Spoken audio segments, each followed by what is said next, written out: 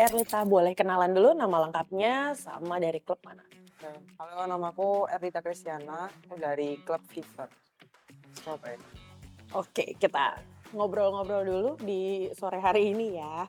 Gimana sih kamu bisa mutusin untuk, akhirnya milih basket gitu? Berawal dari Koko sih awalnya, dari kelas 1 SD. Kan waktu itu Koko kelas berapa ya? Beda 4 tahun lah kita. Terus Koko itu basket duluan. Terus aku ikut-ikutan gitu di klubnya dia di Blitar.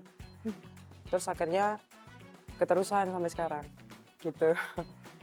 Apa yang bikin kamu kayaknya, "Oke, basket nih aku suka," dan bikin jatuh cinta lah gampang sama basket? Awalnya sih ikut temen juga sih, karena rame waktu itu. Jadi ya berhubung ada temennya, jadi suka gitu sama basket. Oke, kan sekarang udah jadi atlet pro nih. Kamu ngerasa jadi atlet itu keputusan yang tepat atau sempet kayak, "Duh kenapa sih gue jadi atlet?" gitu?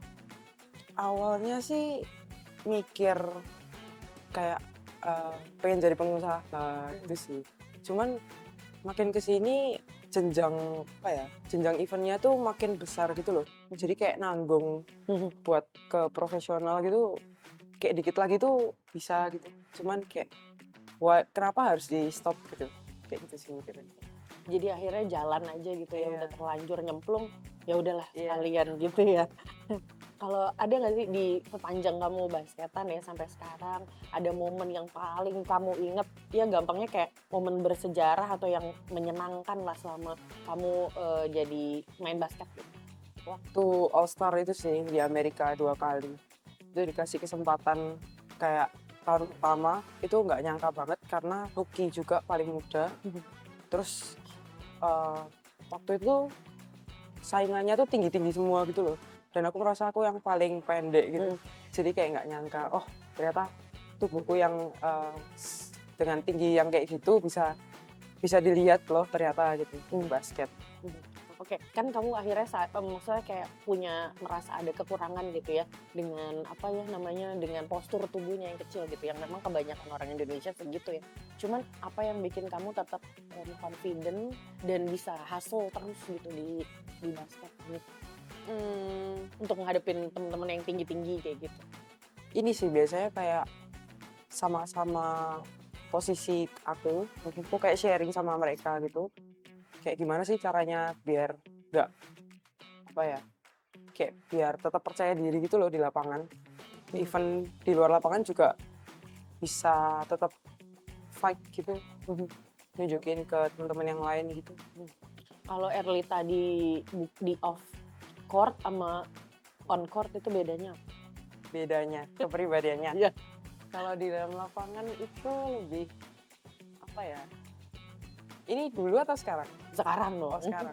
Kalau aku latihan di timnas senior ini kayak lebih ngobservasi senior-seniornya sih daripada kayak ngomong gitu. Mhm. Jadi aku belajar adaptasi juga sama kakak-kakaknya karena kan juga latihannya lebih apa ya, fisikal gitu loh. Dibandingin kalau aku latihan di seumuran aku lebih kayak bisa sharing ke mereka gitu sih. Mhm. Lebih jadi kalau di timnas senior aku lebih belajar banyak hal gitu. Oke, karena semuanya juga senior semua juga ya, saatnya menyerap ilmu mereka gitu ya ibaratnya ya.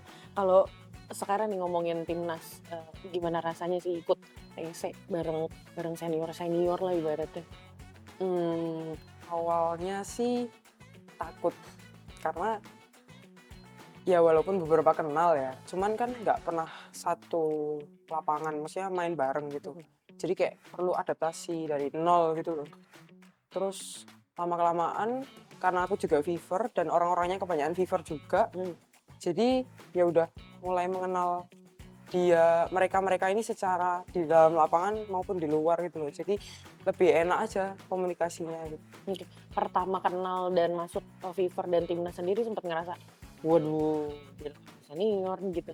Pernah ngerasa gitu nggak sih? Merasa ini sih, nggak pantas sih Oh. awalnya ya. Karena ya walaupun dulu aku pernah timnas KU, tapi kan beda banget. Mhm. Nah itu yang bikin aku kayak shock awalnya sih. Lalu sekarang gimana nih, kamu udah bisa berdamai belum dengan kayak, kayaknya gue bisa kok di sini compete sama senior-senior? Ya ini sih mulai kayak ngobrol sama senior-seniornya. Kalau dulu tuh awal-awal kayak takut mau ngomong tuh takut Hmm, salah, hmm, takut kayak di sini ada senioritas kah hmm, kayak hmm. gitu sih. Sekarang akhirnya lebih berani, lebih Iya. deket gitu ya. Yang paling sering diajak sharing itu sama siapa?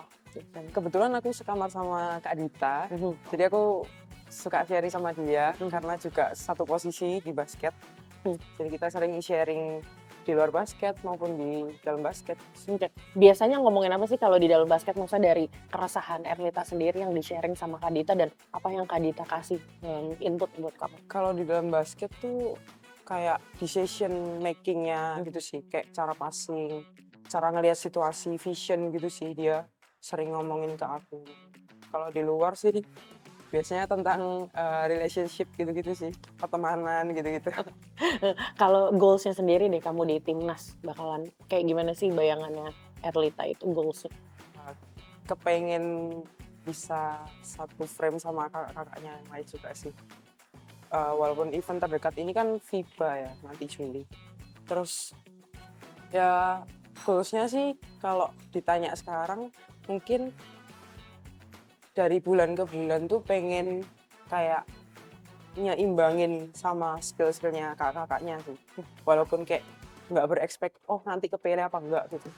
Yang penting kayak bisa nyesuaiin drill-nya sama apa instruksi yang diarahin sama coach-nya gitu. So far yang diambil dari ketika latihan selama TC ini apa?